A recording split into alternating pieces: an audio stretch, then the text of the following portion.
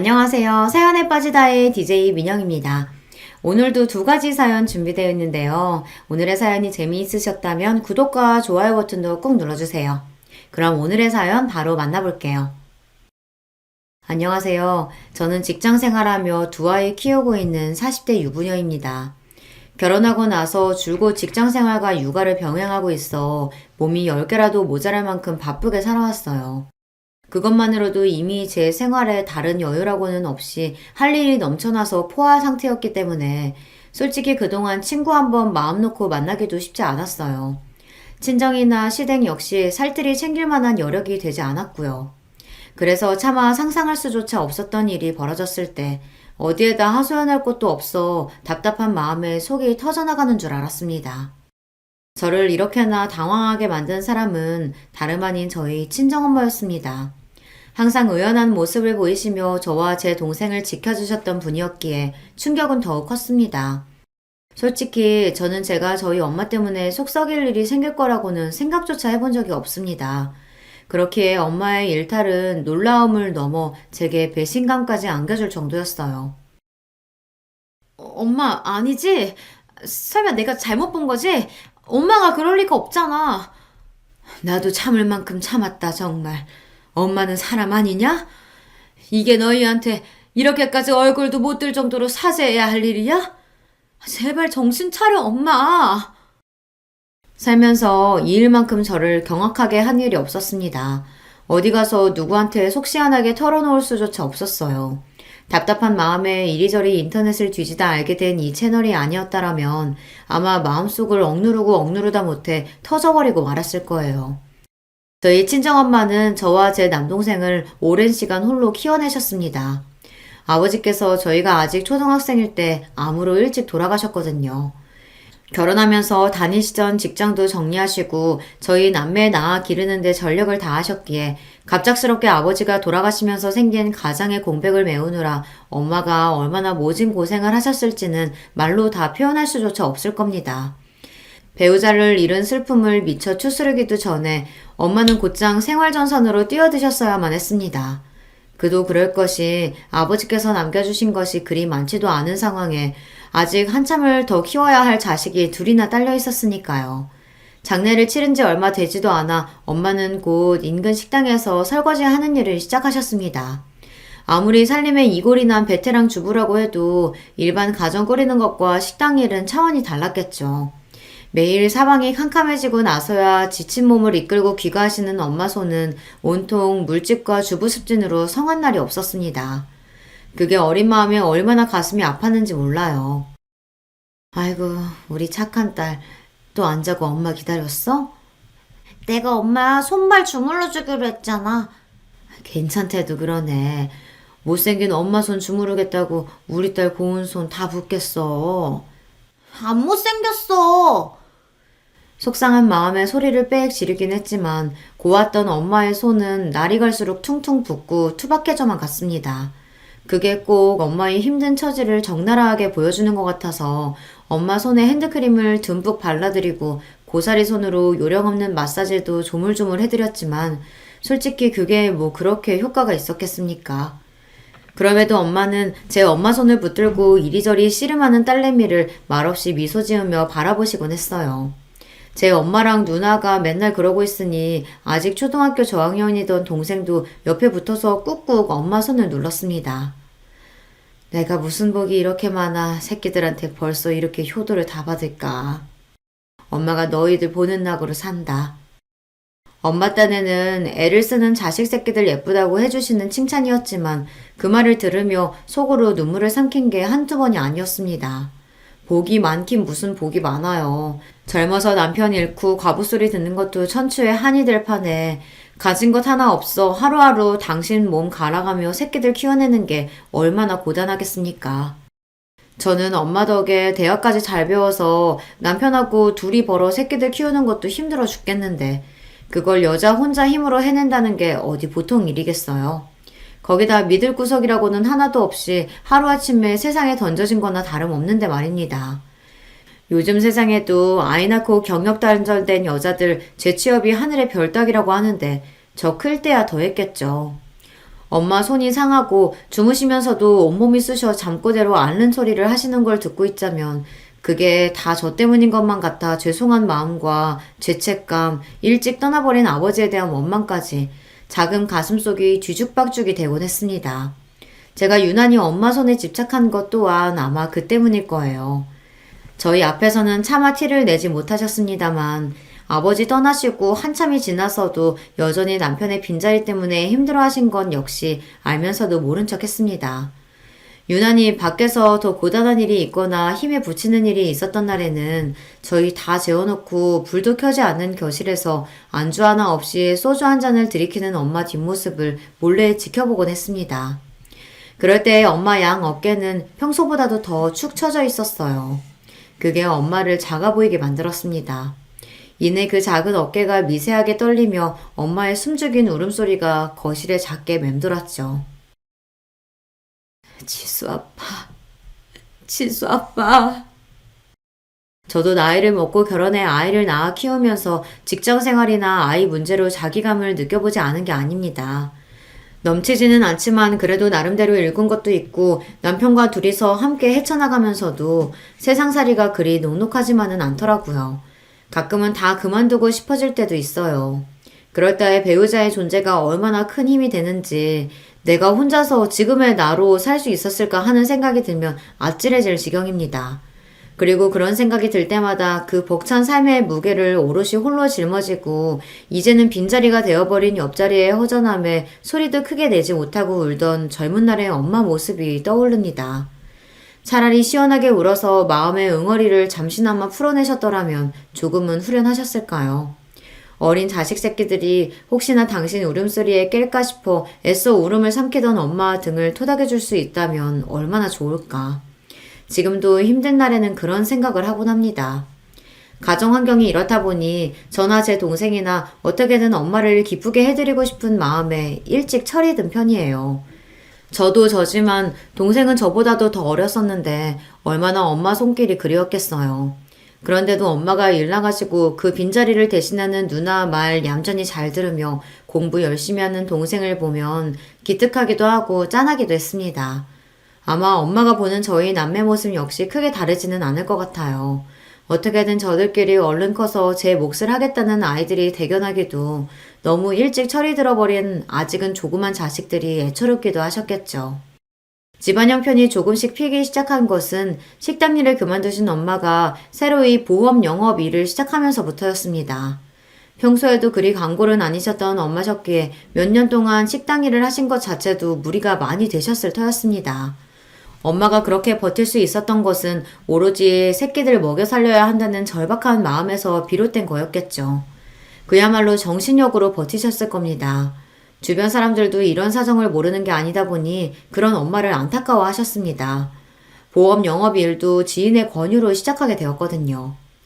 엄마가 원래부터 사교적인 성격이신 건 아니었는데 환경이 사람을 만든다는 게 아주 틀린 말은 아니었던지 보험 일을 하기 시작하면서부터 열심히 사람을 만나고 다니며 영업에 열을 올리셨습니다. 그 또한 무던히도 노력하신 끝에 얻어낸 성과셨겠죠. 엄마가 너만 하던 때는 하도 수줍음이 많아서 친구 사귀는 것도 참 어려웠는데 오죽하면 새학년 올라가면 새로 친구 사귀어야 하니까 학교 가기 싫을 정도였어. 그런 성격도 변하긴 하더라. 내가 저 사람 한 사람 더 다가가서 일 따내면 그걸로 내 새끼들 입에 뭐라도 하나 더 넣어줄 수 있다고 생각하니 사람이 못할 일이 없더라. 지금 생각하면 나도 내가 어떻게 그렇게 뻔뻔스럽게 굴었나 싶어서 신기할 지경이라니까. 저랑 제 동생 다 시집장가 보내고 이제 죽어도 여한이 없다며 기분 좋게 취하신 엄마가 해주신 말씀입니다. 엄마의 노고야 저희 남매 모두 잘 알고 늘 감사하는 마음이었으나 본인 입으로 직접 저런 말씀을 해주신 건 그때가 처음이었습니다. 엄마는 후련하게 말씀하시는데 그걸 듣는 저랑 제 동생은 마음이 너무 아려서 눈물을 참느라 입술을 꽉 깨물어야 했어요. 이제 각자 가정을 꾸릴 수 있을 만큼 자식들 다 장성했으니 더 이상 그런 고생은 하지 마시고 편하게 지낼 수 있도록 최선을 다하리라 다짐했습니다. 아마 남편과 처음에 쉽게 가까워질 수 있었던 것도 이런 제 성장 배경과 아주 연관이 없지는 않을 거예요. 남편도 저처럼 편부모 가정에서 자랐거든요. 다른 점이 있다면 제가 아빠를 일찍 여의고 홀어머니 밑에서 자랐다면 남편은 어머니가 일찍 돌아가셔서 시아버지께서 홀로 아들을 키우셨다는 겁니다. 나 하나 낳고 어머니가 내도록 아프셨어. 엄마에 대한 기억을 떠올리면 항상 아파서 누워 계셨던 것만 생각나서 사실 엄마랑은 별로 추억이 없어. 일하시면서도 아버지가 나까지 돌봐주시느라 항상 고생하셨지. 시어머니께서는 8년간 투병 생활을 하시다 운명을 달리하셨다고 해요. 말이 8년이지 그게 보통 긴 세월인가요? 거의 10년이 다 되어 가는데 혼자서 돈 벌면서 아이 키우는 것도 쉽지 않은데 거기다 배우자의 간병까지 하셨던 시아버지셨습니다. 오죽하면 긴 병에 효자 없다는 말이 다 있겠습니까? 부모 자식 간에도 그러한데 부부 간에 그러기에 더욱 어려운 일이 없겠죠. 요즘도 그렇지만 특히 남편이 아내 간병하는 건 그리 흔하지 않잖아요. 그럼에도 묵묵히 자신에게 주어진 모든 상황을 감내하고 받아들이신 시아버지셨습니다. 지금에서야 나도 어른이 되고 자식 낳아 키워보니까 그때 아버지 삶이 얼마나 고단하셨을까 싶어. 부부 둘이서 힘든 일 함께 헤쳐나가며 같이 자식 키워도 쉽지 않은 게 삶인데 그 짐을 죄다 홀로 짊어지셨으니 그래서 그런가 아버지만 생각하면 감사하기도 죄송하기도 죄스럽기도 해. 제가 저희 엄마한테 느끼는 감정이 딱 그랬을 겁니다. 그렇다 보니 남편과는 공감대가 깊을 수밖에 없었어요. 제가 엄마가 그렇듯 남편에게 아버지란 존재가 얼마나 소중하면서도 무거운 존재일지 이해가 되었습니다. 시아버지께서는 말씀이 많으신 편은 아니셨지만 항상 다정하셨어요. 시집오고 첫 시어머니 제사가 있던 날 부랴부랴 퇴근하고 시댁에 갔더니 이미 혼자서 제사상 준비를 다 맞춰놓으셔서 얼마나 안절부절 못했는지 모릅니다. 내 안사람 챙기는 일인데 내가 하는 게 당연하지. 새아기 네가 미안할 게 뭐가 있어. 나야 늘 하던 일 한 건데 뭐. 무심한 듯 말씀하시지만 그 이후로도 제게 며느리로서 어떠한 의무를 강요하시거나 시댁 살림 일체에 단 한 번도 손대도록 두신 적이 없던 시아버지십니다. 이런 아버지의 영향인지 남편도 결혼 전부터 살림이나 요리가 아주 수준급이었어요. 저도 엄마 일하러 나가시고 안 계시는 동안 동생이랑 같이 이것저것 해먹으며 집도 나름대로 치운다고 치우며 살았는데 남편 하는 거에 비하면 그건 살림 축에도 못 듭니다. 시아버지께서도 손맛이 아주 좋으신 편이시니 이건 남편이 본인 아버지 보고 배운 게 맞겠죠. 어릴 적부터 아버지가 살림하시는 걸 보고 자라서 그런가. 나한테는 그냥 당연한 일이야. 여자고 남자고를 떠나서 사람이 성인이 됐으면 자기 밥 정도는 당연히 알아서 차려 먹을 줄 알아야지. 그러니까 당신도 괜히 결혼했다고 연애할 때보다 뭘 더 하겠다느니 그런 부담 가질 필요 없어. 본인 아버지 닮아 다정한 말을 참 무심하게도 하는 남편이었습니다. 엄마가 저희 남매 키우면서 하도 고생을 하셔서 그런가 사실 결혼에 대한 두려움이 있었던 저였거든요. 아마 남편의 저런 다정한 성정이 아니었다면 애를 둘이나 낳을 엄두조차 내지 못했을 거예요. 결혼 전에는 저처럼 편부모 가정에서 자랐다는 소리에 다소 걱정을 하시던 저희 엄마도 남편이 저한테 하는 걸 보고는 그만 정을 듬뿍 줘버리고 말았습니다. 요새 남자들은 우리 딸랑은 다르다더니 아무리 그래도 그렇지 조서방 같은 남자가 다 있구나 싶다. 우리 딸이 엄마 닮아 남자 보는 눈이 있네. 흐뭇하게 말씀하시는 엄마를 보니 괜히 쑥스러워서 마음에도 없는 말이 튀어나오더라고요. 남자 보는 눈은 무슨, 지금껏 우리 키운다고 그렇게 고생해놓고 그런 소리가 나와? 그거야 너희 아빠가 일찍 아파서 그랬던 거지. 너희 아빠도 타고난 성정은 다정한 사람이었어. 너희가 잘 기억을 못해서 그렇지. 너희 아기 때도 얼마나 물고 빨고 예뻐한 줄 알아? 나한테도 참 잘했고. 사람 병드는 걸 무슨 수로 미리 알았겠어. 너희 아빠 참 좋은 사람이었어, 지수야.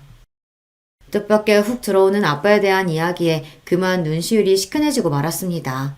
애써 눈물을 꾹꾹 눌러 참으며 짐짓 아무렇지 않은 듯 화제를 돌렸습니다. 아빠 하나 가지고 그러는 거면 표본이 너무 적은 거 아니야? 엄마 결혼하기 전에 만난 남자친구들은 다 정했어?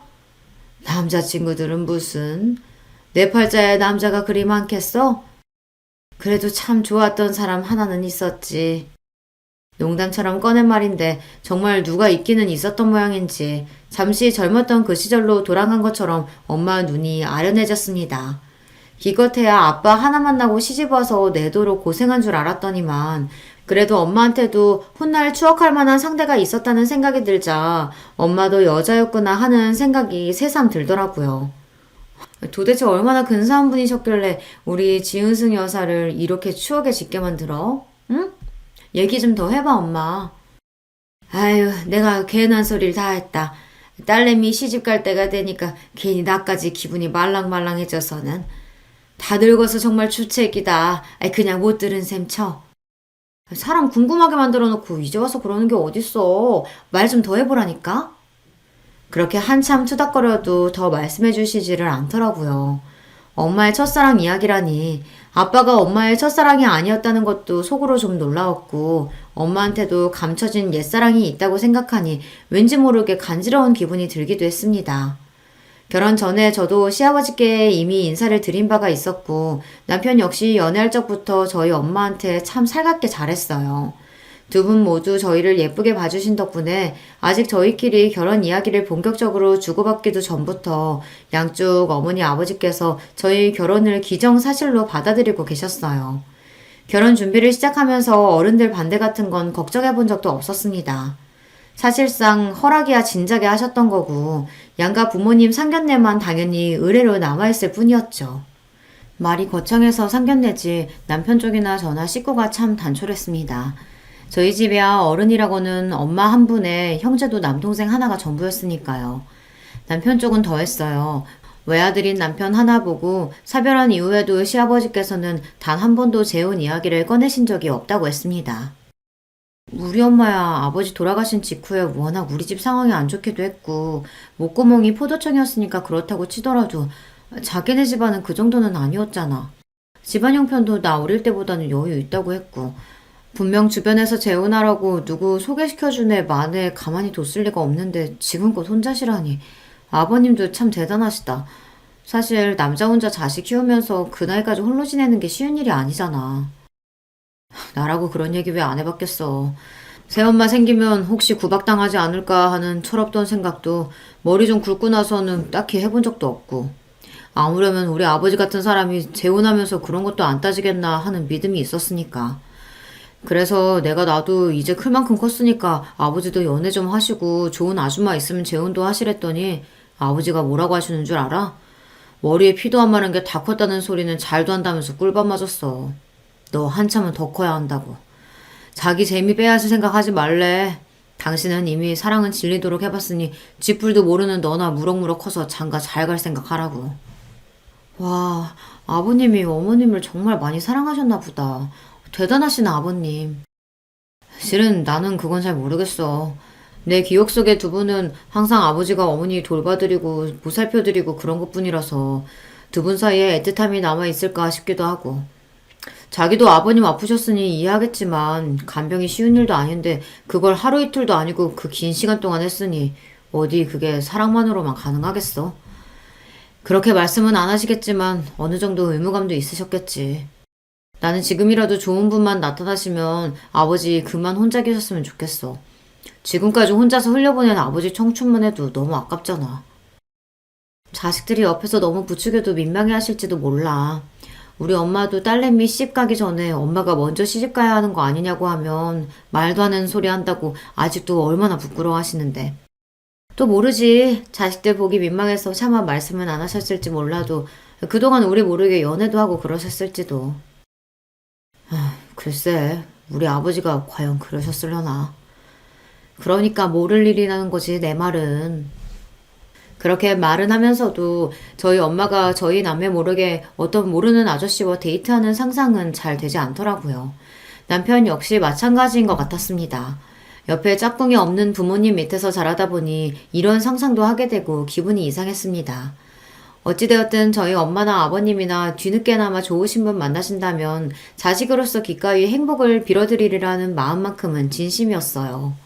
시간은 흘러 양가 상견례 날이 되었습니다. 앞서 말했듯 결혼 전 양가 인사라 상견례라는 표현을 쓰긴 했지만 사실상 서로 자식 잘 부탁드린다는 인사의 자리였어요. 저희 엄마는 남편을 이미 조서방이라고 부르고 계셨고 저는 시댁의 유일한 아가가 되었어요. 집안에 남자 어른이 없는 제 남동생을 남편이 친동생처럼 살뜰하게 챙겨주었기에 둘 역시 서로가 가족이라고 생각하고 허물없이 지내고 있었고요. 지수야, 엄마 진짜 괜찮니? 내가 신경 쓴다고 쓰긴 했는데 그동안 먹고 산다고 바빠서 워낙 꾸미고 살질 않아놔서 우리 딸 엄마 때문에 괜히 기죽으면 안 되는데. 무슨 소리야. 곧 시집갈 나보다 엄마가 훨씬 예쁘니까 쓸데없는 걱정하지 마세요. 제가 저희 집 개혼이다 보니 자식 보내는 모든 절차가 처음인 엄마셨어요. 게다가 이런 중대사를 함께 상의할 남편도 없이 혼자서 해결해 나가야 하다 보니 가뜩이나 신경이 많이 쓰이셨던 것 같습니다.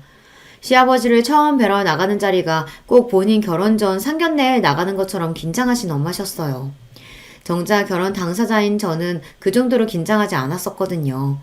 되려 제가 엄마 긴장을 풀어드려야 했어요. 그만큼 제 시아버지 되실 분한테 좋은 인상을 남기고 싶으셨던 거겠죠. 결국 그게 다 딸 자식 잘 봐달라는 친정엄마의 애틋한 마음이라는 걸 알고 보니 그런 엄마 모습도 뭉클하더라고요.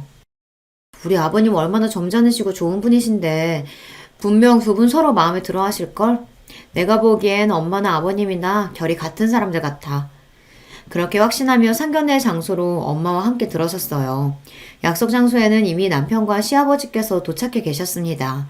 저를 보고 평소와 같은 부드러운 미소를 짓던 시아버지께서 제 뒤에 함께 들어오시던 저희 엄마를 보고 순간 멈칫하셨습니다. 뒤돌아보니 엄마 역시 시아버지 얼굴을 보고 순간 당혹스러워 하시는 기색이었어요. 혹시 두 분이 일면식이 있으신 사이인가 싶어 다시 두 분을 휙 돌아보자 언제 그랬냐는 듯 두 분 표정이 다시금 평정을 찾으셨습니다. 내가 괜히 예민하게 받아들인 건가? 하긴 아까 여기 문 열고 들어오기 전까지 상견례에 대한 긴장감을 감추지 못하시던 엄마를 떠올리니 순간 긴장하셔서 그러셨나 보다 하고 대수롭지 않게 그 묘한 기시감을 넘겨버렸습니다. 상견례 분위기는 아주 좋았어요. 이미 피차 서로 가정사에 대해서는 알아야 할 건 모두 다 알고 있었고 이미 결혼 준비도 본격적으로 시작되었어요. 이 자리는 장차 사돈일 될 두 분 어른들의 안면을 익혀두는 데 의의를 둔 자리였어요. 그러니까 친목자리나 다름없었죠. 아버님 여기 음식 참 괜찮죠? 지난 엄마 생신 때 가족들이랑 함께 왔던 곳인데 너무 괜찮길래 아버님도 꼭 모시고 싶었어요. 그래 고맙다. 음식이 아주 내 입맛에 맞는구나. 네가 신경 많이 썼겠다.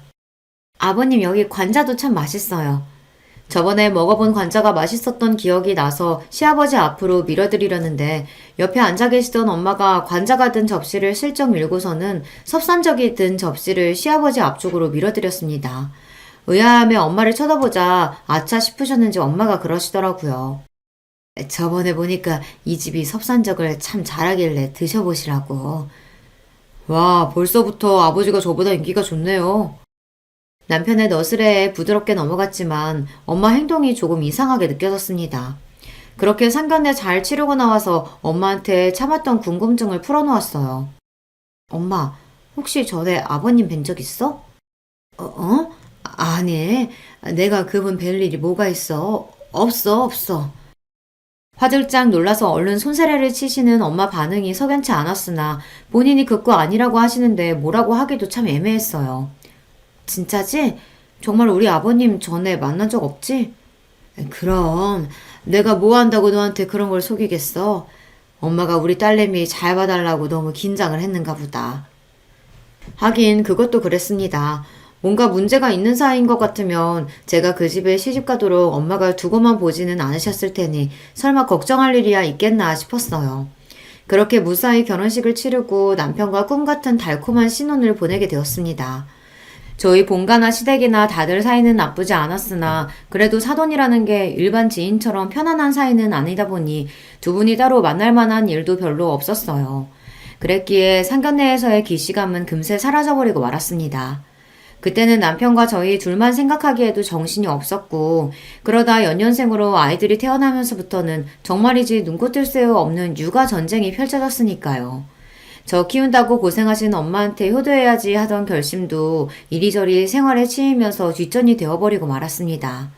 이래서 부모 마음이 자식 마음 같을 수 없다고 하나 봐요. 이것도 결국 핑계인 거고 제가 불효녀인 거겠죠. 남편과 둘이서 으쌰으쌰 해가며 힘을 내보아도 직장 다니면서 아이 둘 키우기가 쉽지가 않더라고요. 아이들 생긴 이후부터는 양가의 도움도 참 많이 받았습니다. 효도는커녕 손자까지 떠맡기는 못난 자식이 되어버려 송구스럽기가 이를 데 없었어요. 하지만 그런 못난 자식도 감싸 안아주시며 손자들에게 듬뿍 사랑을 쏟아주시는 두 분이셨습니다. 피치 못하게 남편과 저 두 사람이 동시에 야근이라도 하게 되는 날이면 저희 친정으로 혹은 시댁으로 아이들을 바쁘게 날라댔어요. 그마저도 할 수 없을 정도로 정신없이 바쁜 날에는 저희 엄마나 시아버지께서 직접 저희 집으로 와주실 때도 종종 있었습니다. 그럴 때마다 죄송스러워서 어쩔 줄을 모르는 저희에게도 언제나 대수롭지 않게 말씀하셨습니다. 자식 키우다 보면 별일 다 있는 건데 둘 다 사회생활 하느라 바쁜 사람들이 그럼 너희 둘 힘으로만 애들 키울 수 있을 줄 알았어? 다 이렇게 주위 도움도 받아가면서 애들 키우는 거야. 조서방한테도 괜히 마음 쓰지 말라고 하고. 기태 다 키우고 헛헛한 노인네한테 손자들 얼굴 보여주는 것만한 효도가 또 어디 있다고. 이렇게 자주 봐야 정윤이, 정우랑 정도 더 많이 들고 그러지. 할아버지라도 아무것도 안 하면 노인이면 어떻게 애들이 편히 여기겠어. 덕분에 나도 요즘 시간 가는 줄 모르고 무료하지 않게 잘 보내고 있다. 그러니까 너무 그럴 거 없어. 두 분 도움이 없었더라면 저희 부부가 누굴 믿고 아이들을 마음 놓고 맡길 수가 있었겠어요. 가정을 꾸리고 이 나이를 먹어서도 부모님 은혜를 입고 사는 저희들이었습니다. 두 분께는 항상 감사하고 죄송스러운 마음이었죠. 그날은 저희 부부가 회사에서 제공하는 종합검진을 받는 날이었어요. 공교롭게도 시기가 겹치는 바람에 이왕 이렇게 된 거 검진 날짜를 맞춰서 간만에 남편과 평일 대낮에 데이트를 하기로 했습니다. 결혼 전에는 짬짬이 점심시간이라도 서로 얼굴 보면서 짧은 평일 데이트를 즐기고는 했습니다. 저희 둘 다 회사 거리가 그리 멀지 않은 편이었거든요. 그것도 아이들 태어나서는 엄두도 못 낼 일이었습니다. 그럴 여유가 있다면 어떻게든 근무 시간 내에 업무를 끝내고 한 사람이라도 일찍 아이들 보러 곧장 집으로 들어가야 했으니까요. 비록 내시경 검사 때문에 쫄쫄 굶는 공복 상태이긴 했어도 오랜만에 연애할 때로 돌아간 것 같아서 기분은 좋았습니다. 그렇게 가볍게 속을 채우고 벌써 예전부터 가보고 싶었지만 도저히 짬을 낼 수 없어서 항상 미루기만 했던 카페에도 가보기로 했습니다. 와, 이게 정말 얼마만의 여유야. 집에서는 커피 한 잔 제대로 마실 수가 없었는데. 좋다 진짜. 그렇게 좋아? 우리 마마님 이렇게 좋아하실 줄 알았으면 진작 시간 만들걸. 내가 잘못했네. 아휴, 자기라도 뭐 어디 그럴 시간이나 있었어? 말만 들어도 좋네. 그렇게 서로 싱그러운 너스레를 주고받으며 드물게 주어진 평일 낮의 여유를 즐기고 있었습니다. 전면 유리창으로 된 그 카페에서 가장 목이 좋은 자리에서 창밖을 바라보니 바쁘게 지나는 사람들조차 멋진 풍경처럼 보였어요. 선팅이 잘 되어 있어서 눈이 부시지도 않고 밖이 훤히 보이는 것과는 달리 바깥에서는 안이 보이지도 않았죠. 그렇게 기분이 좋아져 작게 흥얼거리며 바깥 풍경을 감상하고 있는데 저쪽에서 낯익은 얼굴들이 보이기 시작했어요. 저거 아버님 아니야? 우리 아버지가? 이쪽 동네에는 오실 일이 없으신데 어디? 손가락을 가리키며 입을 열려던 찰나 순간 제가 얼어붙은 듯 아무 말도 하지 못했습니다. 저기 왜 그래? 저기 우리 아버지 맞네? 금세 자기 아버지를 찾아낸 남편 역시 순간 말을 잃었어요. 제가 목격한 것을 곧장 남편도 발견하고 말았으니까요. 시아버지는 혼자 계시는 게 아니었습니다. 웬 여성분과 함께였어요. 시아버지께서 뒤돌아 정중하게 에스코트를 한 그 여성은 다름 아닌 제 친정엄마였습니다. 아니, 두 분이 무슨 일로 같이... 남편은 문장을 채 끝마치지도 못했습니다. 이미 제가 진작 발견한 것을 이제야 알아차린 모양이에요. 네, 그 두 분이 수줍게 웃으며 방금 들어선 곳은 카페 맞은편에 위치한 한 대형 모텔이었습니다. 그 차마 믿을 수 없는 광경에 아무 말도 내뱉지 못하고 남편과 저는 입만 떡 벌리고 턱이 빠지도록 제대로 움직일 수가 없었습니다. 그 두 분이 모텔 안으로 들어서고 한참이 지나서도 말이에요. 도대체 이게 내가 제대로 본 건 맞는지, 저 두 분이 왜 저 안으로 들어간 건지 머릿속이 뒤죽박죽이 되어 터져나갈 것만 같았습니다. 남녀가 같이 저 안으로 들어갔을 때 자연스럽게 전개될 상황에 대해서는 상상조차 하고 싶지 않았어요. 남이었으면 두 번 고민도 안 해보고 결론으로 직행했을 것을 어떻게든 다른 가능성을 만들어 보려고 용을 쓰고 있었어요. 정말이지 그것만은 안 될 말이었습니다. 어떻게 그럴 수가 있어요. 저희가 결혼한 지도 이제 10년이 다 되어가고 있었습니다. 도대체 저 두 분이 언제부터 저런 관계였던 건지, 자식들이 서로 결혼해서 손자들까지 봤는데 어떻게 저럴 수가 있는 건지, 생각하면 할수록 더 미쳐버릴 것만 같았죠. 남편도 차마 입을 떼지 못하고 있었습니다. 어떻게 쉽게 입을 열 수 있겠어요. 그렇게 말을 고르고 고르다가 결국 그 두 사람에 대한 배신감에 제 인내심이 폭발하고 말았습니다. 어떻게 저럴 수가 있어? 어떻게? 여보, 일단 좀 진정하고. 당신 너무 흥분했어. 내가 지금 흥분 안 하게 생겼어? 내 앞에서 지금 무슨 일이 벌어졌는데? 알아, 나도 알아. 일단 집으로 가서 얘기하자, 어? 주변에 사람이 있든지 말든지 격한 감정을 주체하지 못하는 저를 남편이 간신히 달래서 겨우 집으로 왔습니다. 집으로 오는 내내 흥분을 가라앉히지 못해서 저도 모르게 숨소리가 쌕쌕 새어나갔습니다. 남편도 놀란 가슴 부여잡기는 마찬가지였겠지만 제가 거의 이성을 놓을 듯 흥분한 걸 보고는 무슨 일이라도 날까 싶어 조마조마했어요. 아니지, 설마 아닐 거야. 두 분 다 제정신이면 어떻게 그런 짓을 해? 세상에 사람이 자기들만 있는 것도 아니고. 집에 들어서자마자 꾹꾹 눌러 참았던 사자어를 터뜨리는 저를 보며 남편도 황망해 보였습니다. 세상에 이런 일이 생길 거라고 어느 누가 상상이나 했겠어요.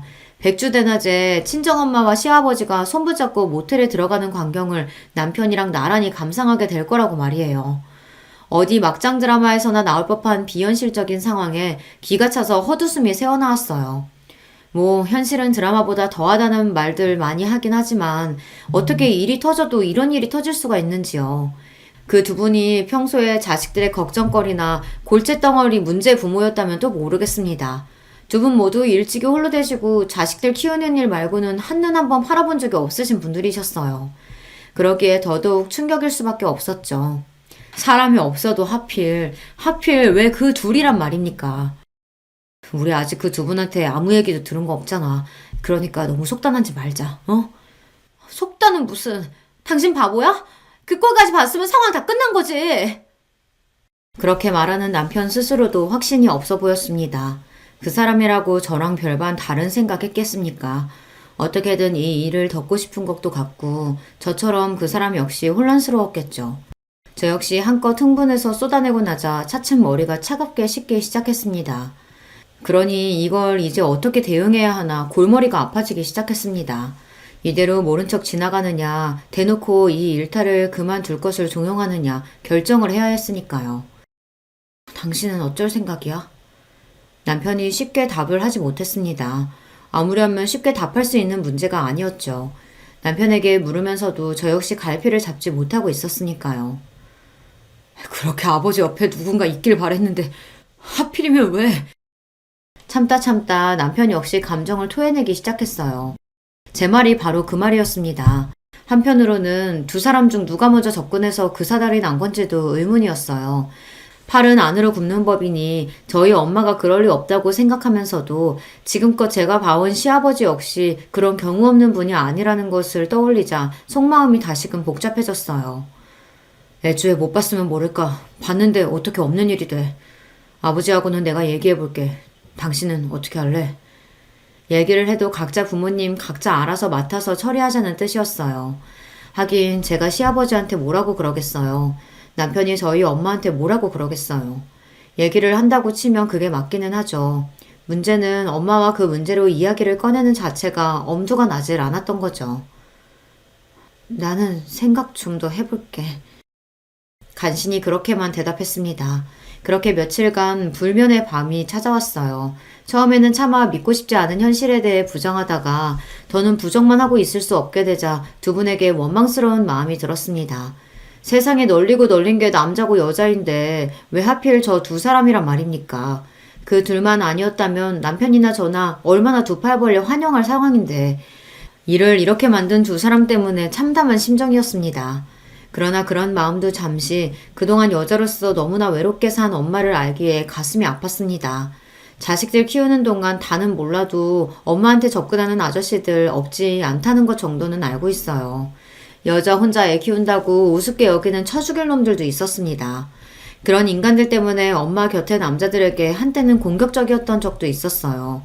그건 엄마 역시 마찬가지였습니다. 그런 질 떨어지는 인간들에게 엄마는 항상 단호했으니까요. 그런 엄마가 마음을 연 상대가 시아버지라는 겁니다. 엄마라고 모를 리가 있겠어요. 인생의 모든 것을 자식에게 맞춰 사신 분들이세요. 자식들 생각하면 안 될 일이란 걸 누구보다 잘 아시는 분이 그러셨을 때는 그만큼 마음이 깊다는 뜻이겠죠. 사실 그게 더 걱정이었습니다. 차라리 가볍게 스쳐 지나가는 바람이었다면 이렇게까지 걱정할 일은 아니었을지도 모르죠. 하지만 저희 엄마도 시아버지도 쉽게 마음 내주실 만한 분들이 아니셨어요. 모르긴 해도 그 두 분 사이가 여간 깊지 않을 거라는 생각에 가슴께가 꽉 막히는 기분이었습니다. 여기까지 결론을 내고 보니 모른 척하고 지나가려고 해도 그럴 수 있는 일이 아니라는 걸 깨달았죠. 결국 무거운 마음으로 엄마와 대면하게 되었습니다. 오랜만에 딸내미가 데이트 신청했다고 마냥 기쁘게 나오신 엄마 얼굴을 보니 화가 남과 동시에 엄마 인생이 가여워서 심장이 쥐어짜는 듯 했습니다. 저는 화내지 않으려 애써 마음을 가라앉히고 차분하게 물어봤어요. 엄마, 요새 만나는 사람 있어? 어? 엄마가 눈에 띄게 당황하기 시작했습니다. 찔리는 구석이 있으니 더 그랬겠죠. 흥분하지 말자 속으로 다시 다짐하며 본론을 꺼냈어요. 그게 우리 아버님이야? 엄마 표정이 새파랗게 질려버렸습니다. 찻잔을 쥔 손이 덜덜 떨렸어요. 제 눈도 마주치지 못하는 걸 보자 이렇게 자식 앞에서 죄인처럼 굴 거면서 어쩌자고 그런 일을 벌였나 싶어 순간 화가 치밀어 올랐습니다. 엄마가 어떻게 그럴 수가 있어? 다른 사람도 아니고 우리 아버님이랑! 거기까지 소리를 치다 순간 누가 들을까 싶어 말문이 확 막혔습니다.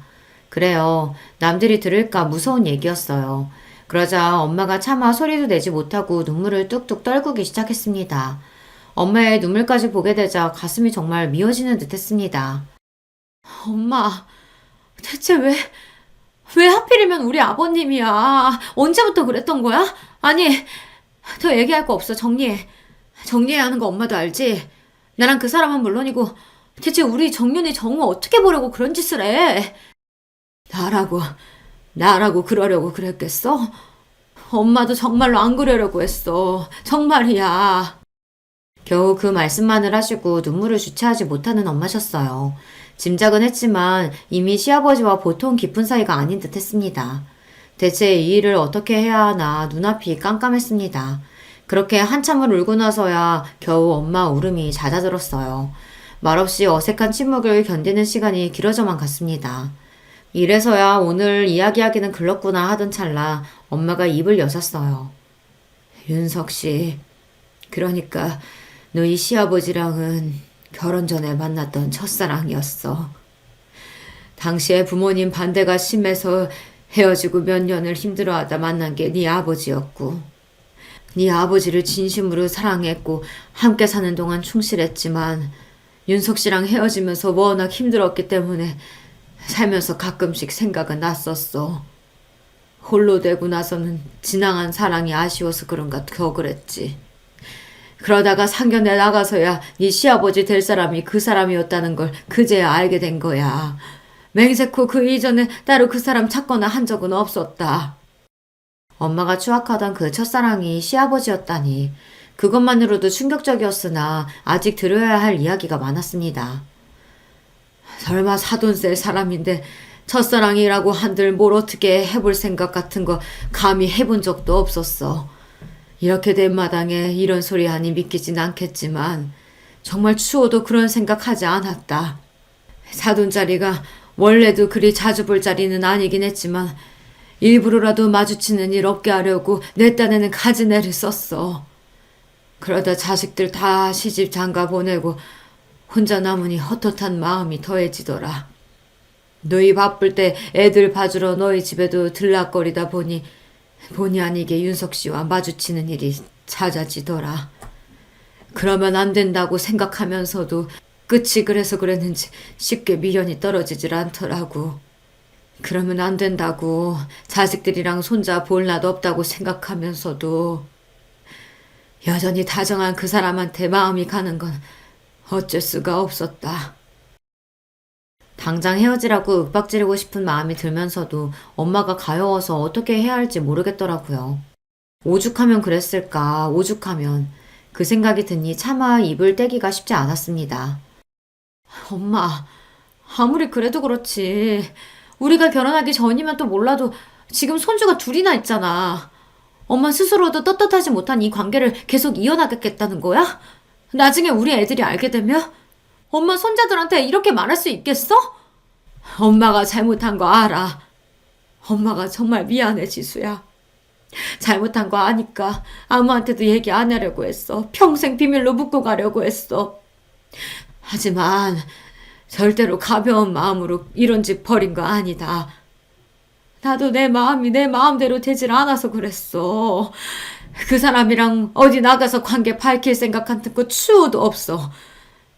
그저 얼마 남지 않는 생 조용히 곁에서 아무도 모르게 서로 지켜주다 가자. 그런 마음이었다. 그러니까 엄마가 왜 그런 떳떳하지 못한 사랑을 하냐고. 엄마가 혼자야? 나도 있고 지석이도 있고 손자들도 있는데. 너도 내가 무슨 말 하는지 알잖아. 자식이랑 어떻게 같겠어. 하필이면 그 사람이 너희 시아버지라서 엄마가 정말 미안해. 엄마가 정말 씻을 수 없이 큰 죄를 지었다. 앞으로는 절대 들키지 않게 너희들한테 티도 내지 않게 조심할 테니까 그냥 모른 척 해줄 순 없겠어? 엄마. 예상보다 강경한 태도였습니다. 이쯤 하면 엄마가 스스로 포기하실 줄 알았어요. 하지만 엄마 스스로도 어쩔 수 없는 마음이라니 제 눈도 못 마주치고 죄스러워하시면서도 끝내 시아버지와 정리하겠다는 말씀만큼은 하지 않으시는 엄마를 보는 제 속이 복잡해졌습니다. 엄마는 죽어도 정리를 못 하시겠대. 제 마음대로 되는 일이 아니래. 아버님하고는 얘기해봤어?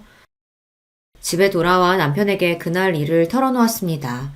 말이 이어질수록 남편 표정도 어두워져만 갔습니다. 한숨을 푹 내쉬며 남편이 말했습니다. 우리 아버지도 마찬가지야. 난 우리 아버지한테 그런 면이 있는 줄은 몰랐다. 뭐라고 하시는데? 장모님 감싸기부터 하시더라. 잘못이 있으면 다 자기가 잘못한 거라고.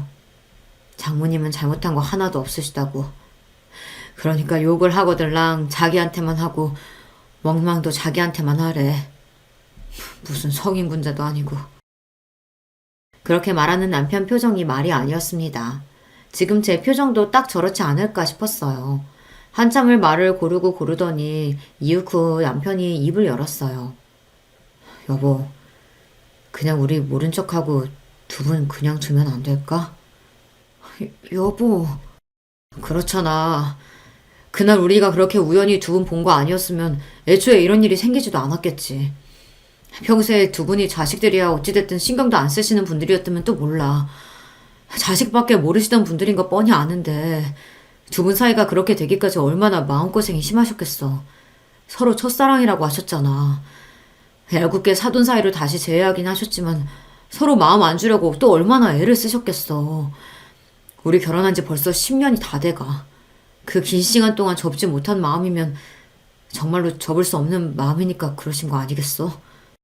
두 분이 당장 결혼을 하신다는 것도 아니고 앞으로 그러실 분들도 아니고 그러니까 설득을 하라고 보내놨더니 당신이 설득돼서 오면 어떡해. 당장 결혼을 하실지 말지 그걸 어떻게 알아? 저 두 분 만날 거라고는 어디 상상이나 했어? 제 말에 남편 말문이 딱 막혔습니다. 저라고 어디 저희 엄마한테 상처 주는 말 하고 싶었겠어요. 하지만 이게 사회적 통념이었어요. 이번에야 우리 둘한테 들켜서 그나마 집안 문제로 넘어갔지. 혹시 두 분이 사돈인 걸 아는 다른 사람들이 보기라도 했으면 어떻게 됐겠습니까? 두 분의 지난한 역사야 알 바 아닌 타인들의 눈에 그 두 분이 어찌 비칠지 상상만 해도 아찔했어요. 그 시선에 또다시 다치게 되실 엄마를 생각하니 더더욱 그랬습니다. 제가 겨우 저희들 생각만 해서 그런 모진 말을 했겠어요.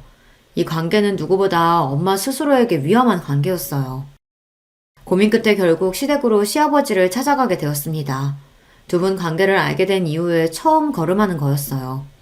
그만큼 시아버지 얼굴을 뵙기가 쉽지 않더라고요. 시아버지 역시 마찬가지였겠죠. 엄마와 마찬가지로 죄인처럼 제 얼굴을 제대로 찾아보지도 못하는 시아버지를 보니 마음이 배로 무거워졌습니다. 네가 얼마나 황당하고 황당한 마음일지 내가 짐작조차 할 수가 없구나. 너나 우리 희태에게는 정말 입이 10개라도 할 말이 없다. 아버님, 정말 다시 생각하실 순 없으시겠어요? 네가 뭘 걱정하는 줄 안다. 우리도 그날 이후로 따로 안 보고 연락만 주고받고 있어.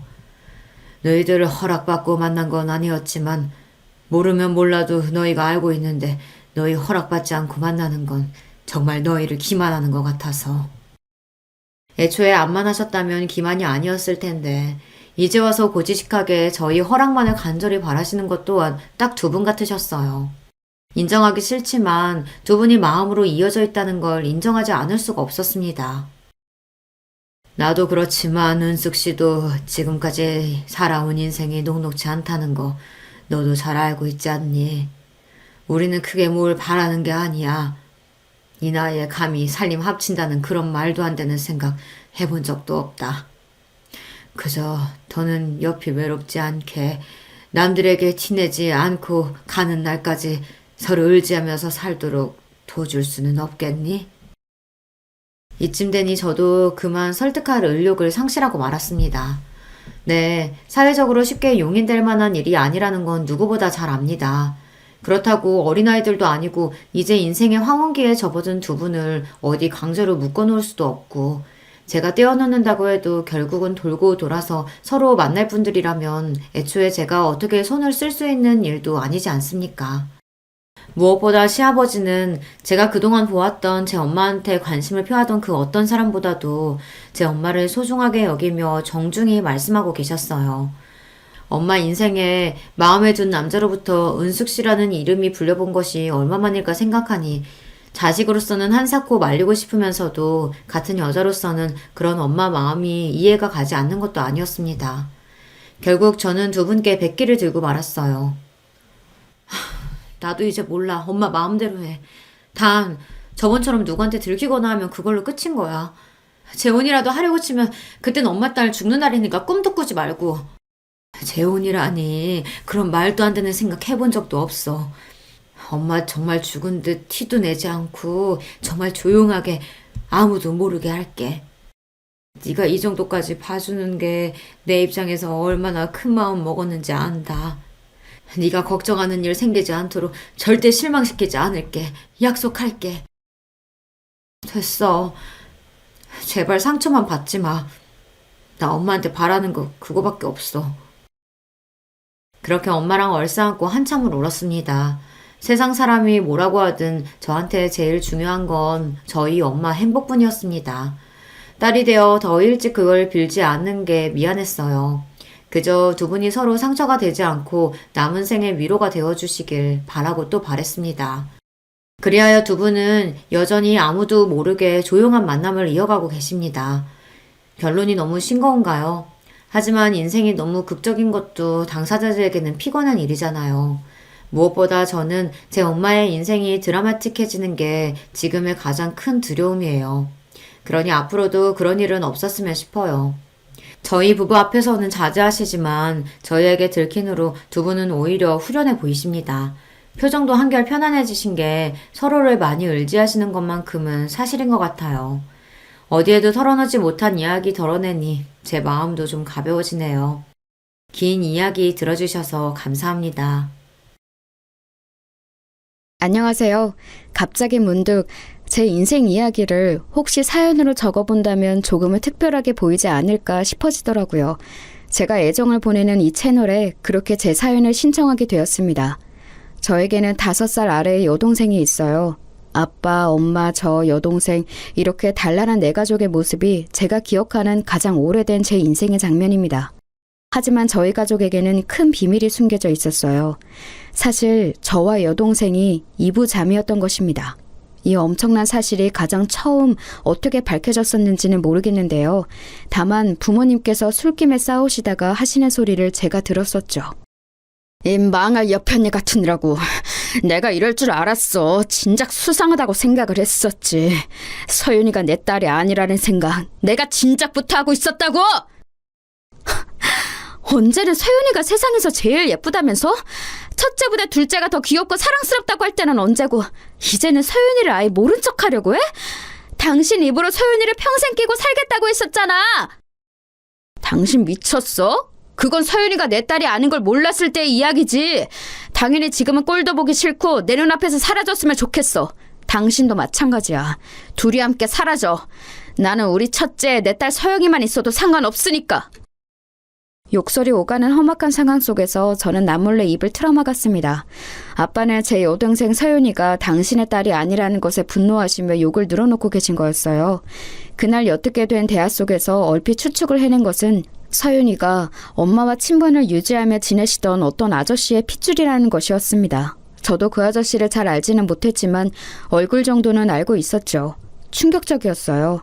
이런 말을 하면 너무 적나라한 것 같지만 서윤이는 저희 가족들 사이에서 혼자 외모가 튀긴 했었어요. 어린 나이에도 코가 오똑했죠. 하얗고 결이 좋은 피부나 웃을 때 입술이 들리는 모양은 엄마와 아주 닮았으나 아빠하고는 조금 더 닮은 구석이 없는 자식이 바로 서윤이었습니다.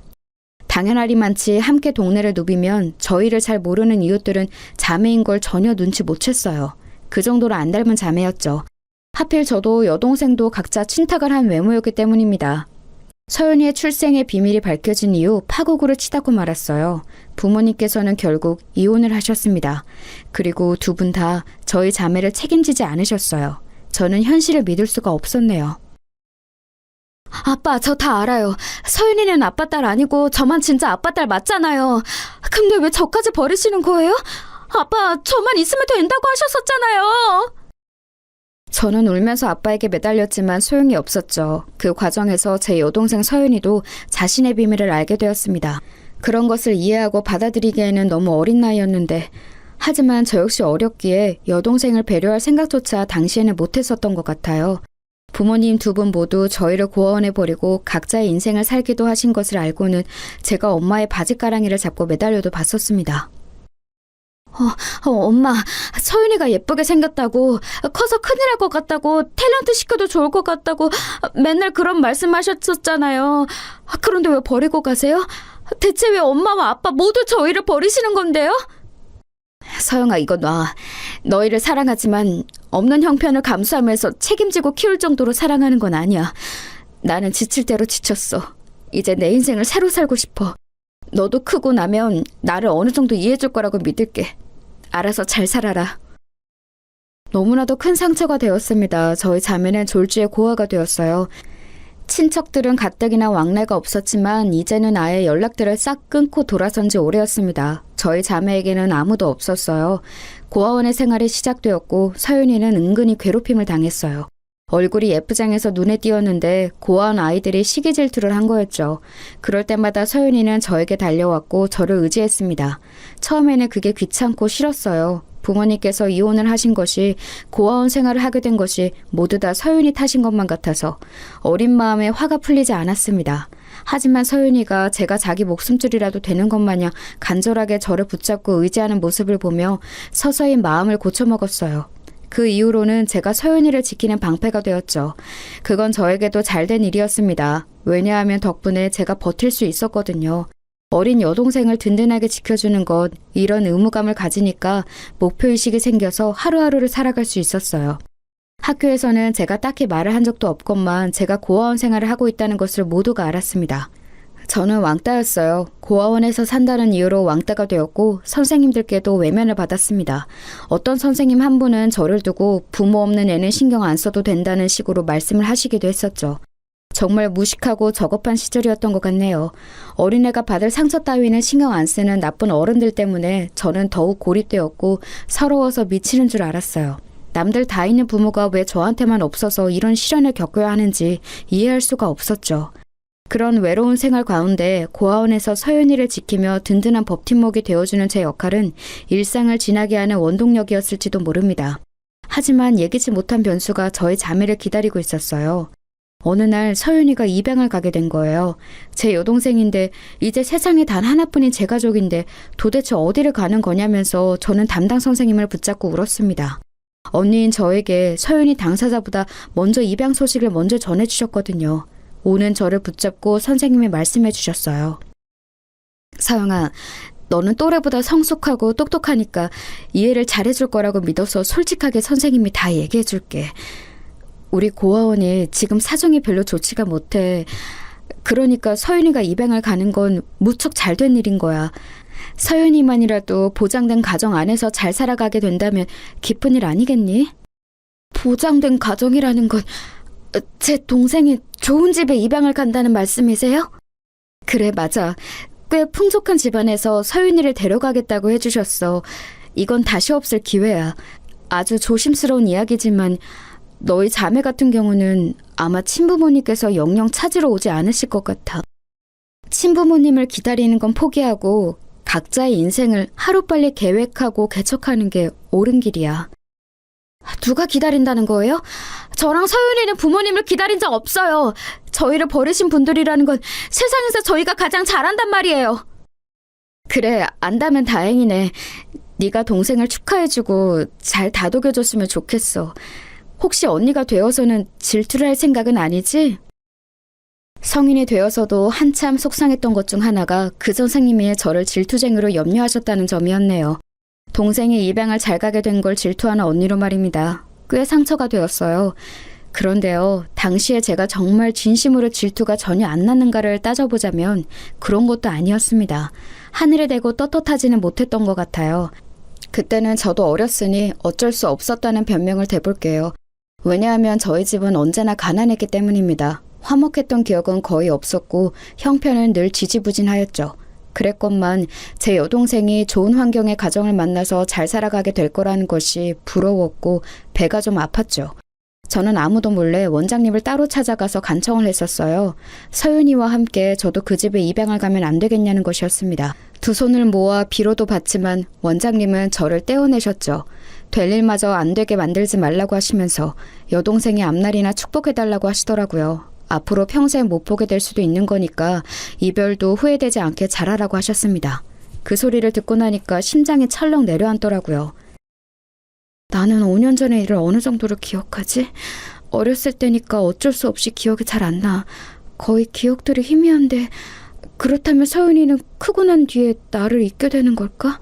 아빠랑 엄마까지 해서 넷이 살던 우리 가족의 모습은 아예 잊을지도 모를 일이고 나의 존재도 별것 아닌 것으로 기억에 남길 수 있겠구나. 왠지 겁이 났습니다. 그래서 그때부터 저는 서윤이의 손을 꼭 붙잡고 몇 번이고 이런 당부를 해주었어요. 서윤아, 너 절대로 나 잊어버리면 안 돼. 이제 앞으로는 네가 커서 나한테 연락을 해줘야 돼. 네가 나를 찾아야 돼. 왜? 그럼 언니는 나한테 연락 안 할 거야? 언니는 나 안 찾아올 거야? 엄마가 우리 버린 것처럼, 아빠가 우리 버린 것처럼 언니도 나한테 그렇게 하는 거야? 얘가 무슨 소리를 하는 거야? 그런 건 절대 아니야. 그냥 너하고 이제 헤어지면 우리가 만날 길이 어려워지니까 그러는 거야. 나는 너를 찾을 수 없으니까 네가 나를 찾는 수밖에 없어. 내가 여기에다가 다 적어놨으니까 이거 꼭 잃어버리지 말고 머릿속에도 외우고 있어. 알았지? 저는 최고로 아끼는 예쁜 노란 색감의 색종이에다가 너무 아끼는 나머지 필통에서 꺼내지도 못했던 사인펜으로 제 이름과 생일과 고아원 주소를 적었어요. 부모님의 성함도 적었었네요. 그런 것들을 줄줄이 적은 걸 서윤이에게 건네주었는데 제법 의연한 얼굴로 알겠다고 하더군요. 그 모습에 안심이 되면서도 섭섭했습니다. 야, 이 바보야. 가기 싫다고 그래야지. 언니하고 떨어지기 싫다고. 입양 가기 싫다고 그래야지. 너는 진짜 세상에서 제일 바보인 동생이야. 너 이제 내 동생 하지 마. 아니야, 언니. 나 언니하고 떨어지기 싫어. 떠나기 싫어. 계속 언니 동생 하고 싶어. 아빠가 나는 가짜 딸이라고 그랬으니까 언니가 나 귀찮아서 멀리 보내버리는 줄 알았어. 나를 진짜 동생이라고 생각해주지 않는 줄 알았어. 그때 서윤이가 눈물 콧물을 다 흘리면서 저에게 말했고 저 역시 엉엉 울기 시작했습니다. 저도 어렸던 때인데 서윤이는 얼마나 더 어렸을까요? 그 어리대 어린 아이의 입에서 그런 말들이 나왔다는 게 지금 생각해도 제 가슴을 아프게 울립니다.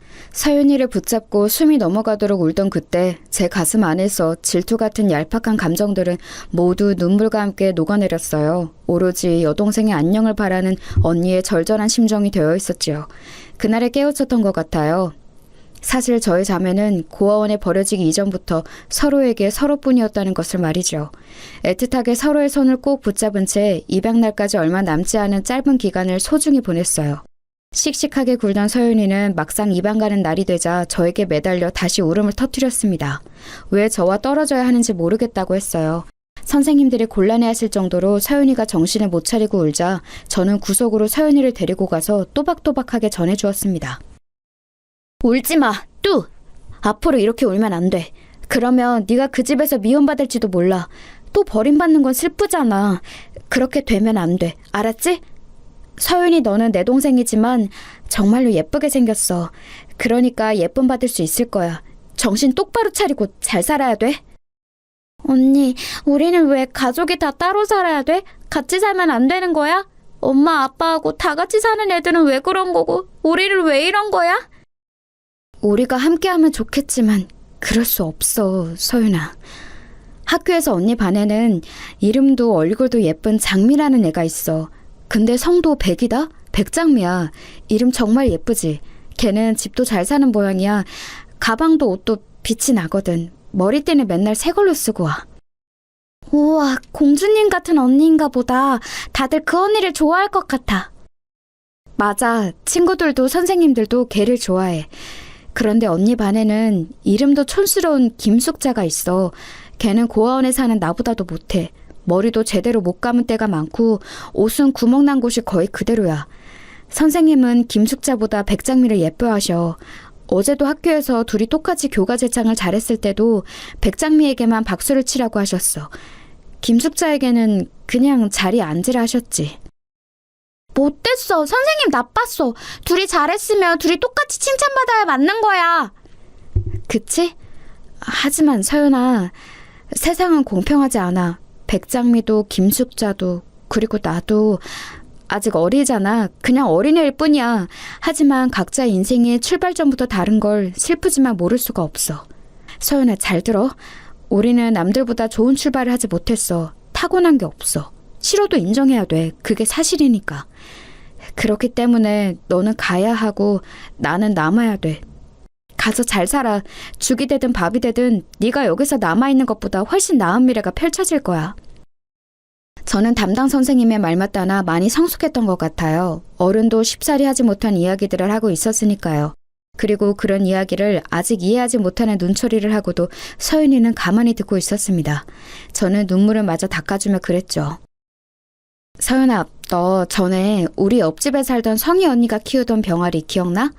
이름이 삐약이었는데 하도 비실비실 골고거려서 금방 죽을 거라고 동네 어른들이 다 그랬었지만 안 죽고 자라서 시골집으로 갔잖아. 서윤이 너도 삐약이처럼 버티고 살아남아. 남들이 혹시 쟤 입양될 때 이렇게 떠들어도 아무리 비웃어대도 무조건 이겨내면 돼. 너는 할 수 있어. 그건 솔직히 저 스스로에게 하는 다짐에 가까웠습니다. 사실 저는 여동생이 함께 있었기에 의지가 되었고 버틸 수 있었으니까요. 앞으로가 막막했기 때문에 다짐을 한 것이었죠. 제 말을 이해하지 못하지만 기억은 하겠다는 듯이 차분한 눈초리로 고개를 끄덕인 서윤이는 저와 새끼손가락을 단단히 걸고 약속했습니다. 미래를 약속한 것이었네요. 제 여동생 서윤이는 그날 오후에 입양을 갔어요. 좋은 차가 와서 멀끔하게 차려입은 부부가 서윤이를 데려가는 것을 저는 일부러 가까이 가지 않고 멀리서만 지켜봤습니다. 서윤이는 다음 생일을 맞기 전까지 저에게 편지를 붙이겠다고 하였어요. 그러려면 한글 공부를 열심히 할 거라고 제가 응원을 해줬는데 시간이 지났지만 편지는 오지 않았습니다. 저는 서윤이의 근황이 궁금해졌죠. 그런데 설상가상으로 고아원의 원장님이 집안에 큰 우환이 생기셔서 다른 분이 새로 오셨습니다. 그 이후로 많은 것이 빠르게 바뀌기 시작했어요. 속절없이 세월이 흘러갔습니다. 저는 어느새 고등학생이 되어 있었죠. 주변의 조언에 따라 대학 입시를 목표로 삼았네요. 같은 고아원 출신들은 거의 다 대학에 가지 않았습니다. 대학에 가고 직장을 바로잡고 이건 굉장히 잘 풀리는 경우라고 하였으니까요. 당시만 해도 지금과 같이 아무나 다 갈 수 있는 대학이 아니었습니다. 큰 결단을 내리고 피를 토할 기세로 공부를 했던 것 같아요. 입시 공부를 하면서 깨달은 사실인데 제가 친구들에 비해 공부 머리라는 게 결코 뛰어나지 못했지만 그래도 의자에 엉덩이 붙이고 앉아있는 끈기는 제법 괜찮더군요. 버티는 것도 하나의 재능이라며 고아원에서 친하게 지냈던 아는 언니가 칭찬해 주었고 저는 더욱 열심히 하였습니다. 제가 죽을 힘으로 책상 앞에 버티고 앉아있는 것처럼 서윤이도 어딘가에서 열심히 버티며 살아가고 있을 거라고 믿었어요. 더 나은 미래를 위해 코피를 쏟아가며 공부한 저는 언감생심, 욕심내지도 못했던 명문대에 합격을 하였습니다. 저를 두고 주변에서는 인간 승리라고 불렀었네요. 대학 생활이 꿈처럼 달콤하지만은 않았고 돈 때문에 허덕여야 했으며 슬프게도 고아라는 사실 때문에 손가락질 당하는 일도 꽤 있었죠. 저는 그 이전보다 더 큰 세상을 알아가는 재미에 초점을 맞췄어요. 세상에는 이유 없이 못되고 나쁘게 구는 사람들이 있는 반면 놀랄 정도로 선한 마음을 가지고 살아가는 사람들 또한 많다는 것을 이때 알았습니다. 좋은 사람들을 놓치고 싶지 않아서 저는 움츠러들지 않고 어깨를 일부러 활짝 펴가면서 인맥을 넓혀갔던 것 같아요. 그러면서 점차 제가 고아에다가 아무런 미천이 없음에도 저라는 인격 자체만을 봐주는 좋은 친구들을 늘려갈 수 있었네요. 가족 아무도 없이 외롭고도 공부를 하며 돈까지 벌기 위해 지독하게 애를 써오며 살아온 저였기에 연애 같은 건 꿈도 못 꿔봤었지만 친구들의 응원에 힘입어 남자친구 또한 처음으로 만들어 보았습니다. 첫 연애는 대차게 실패로 끝났지만 한번 경험을 해보니까 감이 잡히더라고요. 그 다음부터는 자신감을 가지고 연애를 했고요. 제 앞가림 하나는 철저하게 할 줄 아는 저를 두고 주변에서는 정말 똑부러졌다고 평가를 해줬습니다. 저는 막연히 훗날 결혼을 하게 된다면 저보다 낫거나 최소한 제 수준으로 야무진 남자와 하게 될 거라고 믿으며 소망했었네요. 성격 확실하고 능력 좋은 남자라면 금상첨화였고요. 그러나 저는 시간이 흘렀을 때 제 친구들의 얄미운 걱정을 실현시키고 말았어요. 제 친구들이 장난스럽게 저를 향해 이런 말들을 했었거든요. 야, 서영아, 너처럼 똑부러진 여자들이 은근히 결혼해서 고꾸라지는 거 알지? 이상하게 약간 부족한 반푼이 같은 남자를 만나서 혼자 막 가정을 책임져가면서 고생하며 산다더라. 너도 조심해. 뭐? 너 진짜 너무한다. 나한테 왜 그런 악담을 해? 저번에 졸업 시험 같이 쳤던 다른 애도 나한테 그런 농담을 하던데 이것들이 진짜 나를 뭘로 보고 자꾸 그러는 거야? 나 같은 여자는 의사, 변호사 이런 전문직 만날 것 같다고 예상 좀 해주면 어디다 없나? 너희들 전부 나를 질투해서 그러는 거지? 에이, 아니야. 나름 근거가 있어서 그래. 사업병 걸린 남자, 폼 잡는 것만 할 줄 알고 남들 앞에서 부끄러움만 많이 타는 남자. 이런 남자들이 꼭 자기 마누라 속썩이면서 살잖아. 그런데 그 마누라들을 보면 꼭 그렇게 장사를 잘하고 있더라. 아니면 영업을 잘 뛰든가. 아무튼 그렇게 반강제적으로 슈퍼우먼이 돼서 똑부러진 장점을 슬프게 활용하면서 사는 부부가 많아. 내가 TV를 하도 많이 보는 사람이라서 아는 거야. 그때는 스마트폰이라는 것이 보급되기 이전이었으므로 TV만 주구장창 쳐다보았던 그 친구의 눈에는 한량 같은 남자를 잘못 만나서 억지로 슈퍼우먼이 되어서 가정을 이끌어가는 여장부와 똥폰만 잡을 줄 알고 이리저리 훈수나들 줄 알지 생활력은 빵점인 놈팡이의 조합이 자주 보였던 모양입니다. 저는 시간이 한참 지나서야 깨닫게 되었죠. 친구들이 자꾸만 저를 두고 장난스레 그리 말을 했었던 건 남들의 눈에 제가 어쩌면 헛똑똑이 유형처럼 보였기 때문일지도 모른다는 사실을 말입니다. 어렸을 때는 왜 이런 게 안 깨달아지는지 모르겠어요. 어느덧 결혼을 머릿속에 그릴 나이가 되었을 때 만난 남자는 똑부러지는 것과는 거리가 꽤 있었습니다. 저에게는 없는 감수성, 꾹꾹 글자를 눌러 쓴 손편지에 꽃잎으로 봉투를 밀봉한 것이라든지 이런 걸 보면서 제가 홀랑 넘어가 버렸던 것 같아요. 남자친구가 황금빛이 물결치는 갈대밭에서 저에게 청혼을 했을 때 그 멋진 감성을 뿌리치고 제가 어떻게 거절을 할 수 있었겠나요? 저에게 청혼하기 위해 꿇은 한쪽 무릎이 왠지 모르게 아주 많이 든든해 보였습니다. 가족이 없는 저에게 자기가 가족이 되어주겠다는 그 말 또한 아주 달콤하게 들렸고요. 연애 기간이 길지는 않았으나 연애하는 내내 저에게 꿀처럼 달콤한 말들을 많이 해준 사람이었어요. 아등바등 아주 악착같이 살아오느라 바빴던 저에게 남자친구 같은 사람은 거센 소나기가 갑자기 내린 길에서 반갑게 만난 오두막 같은 존재였습니다. 제가 넘어져서 울고 있을 때 저를 일으켜줄 힘이 있는지는 확신할 수 없으나 저와 함께 울어줄 것 같은 그런 느낌을 주었죠. 그리고 무엇보다 남자친구와 만나는 동안 저에게는 엄청난 호재가 있었는데요. 그것은 바로 아주 오랜만에 눈물의 상봉을 이뤄낸 것이었답니다. 네, 맞아요. 제가 오래전에 고아원에서 헤어진 제 여동생 서윤이를 다시 만난 거예요. 서윤이 쪽에서 저를 수소문한 끝에 서로가 만나게 되었죠. 옛날 그때 서윤이가 왜 저에게 편지를 붙이지 않았는지 저는 내내 의문이었는데 비로소 전말을 알게 되었습니다. 알고 보니까 서윤이가 입양을 간 지 몇 달이 지났을 때 병원에서 한 가지 엄청난 사실을 마주했던 거예요. 그건 바로 백혈병이었어요. 지금은 백혈병이라는 병명의 무게가 당시보다 덜하다고 생각합니다. 옛날에는 백혈병에 걸렸다고 하면 무조건 머릿속에서 죽느냐 사느냐부터 떠올랐으니까요. 서윤이는 자기 생일을 불과 한 달 앞두고 병원 생활을 시작했습니다. 경제적으로 넉넉한 집안이었기에 서윤이가 치료를 받을 수 있었고 정말 다행인 일이었죠. 만약 고아원 생활을 계속했다면 백혈병에 걸렸다는 사실도 제때 발견하지 못한 채 진짜 큰일로 번질 수 있었으니까요. 뒤늦게 그 이야기를 듣고는 제가 가슴을 쓸어내렸어요. 병마와 긴긴 사투를 벌인 서윤이는 당연히 그 기간 동안 학교를 다니지 못했어요. 그래서 서윤이의 새 부모님께서는 생각하셨던 건가 봐요. 서윤이의 미국행을 말입니다. 자유로운 교육 시스템 안에서 서윤이가 공부를 해나가길 바라셨던 것이죠. 긴 병원 생활을 마치고 열심히 요양 생활도 다 끝냈더니 이제는 미국으로 가라는 소리를 들은 거잖아. 겁이 나거나 싫지는 않았어? 서윤이 너는 높지도 않은 그 고아원 건물 위로 올라가는 것도 무서워했었는데 어떻게 비행기를 탈 생각을 했어? 그게 사실은 나도 엄청 무서웠어. 겁이 났고 가기 싫었어. 외국이 무조건 미국인 줄 알았던 때였잖아. 그런 엄청난 나라에 내가 간다는 게 실감이 안 났고 얼굴도 모르는 이모라는 분의 집에서 살게 되는 것도 전혀 좋지 않았어. 그런데 나는 입양된 지 얼마 안 돼서 아픈 아이였잖아. 나를 딸로 맞아주신 새 부모님께 민폐를 끼친 것 같아서 늘 전전긍긍이었거든. 미국까지 가기 싫다 그러면 내가 정말 미움받게 될까봐 그게 비행기를 타고 낯선 땅으로 가는 것보다 무서웠어. 언니가 그랬잖아. 꼭 버티라고. 그 말 기억하면서 미국에 갔어. 낯선 문화에 적응하면서 영어도 익히면서 인종차별과 싸워가면서 그렇게 대학을 졸업할 때까지 악착같이 살았지. 힘들 때마다 언니를 생각했어. 내가 치열하게 버티고 있는 만큼 언니도 반드시 그럴 것 같았거든. 그렇게 생각하면 위로가 되더라. 나는 언니 덕분에 이날 이때까지 잘 버티면서 살아온 것 같아. 서윤이가 덤덤하게 말을 하는데 세월이 흘러서 그 어렸던 아이가 어엿한 성인이자 사회인이 되었음에도 옛날 그 얼굴의 인상이 그대로 남아있는 게 신기했습니다. 그래서 저는 아직도 마냥 어린 제 여동생으로만 보였어요.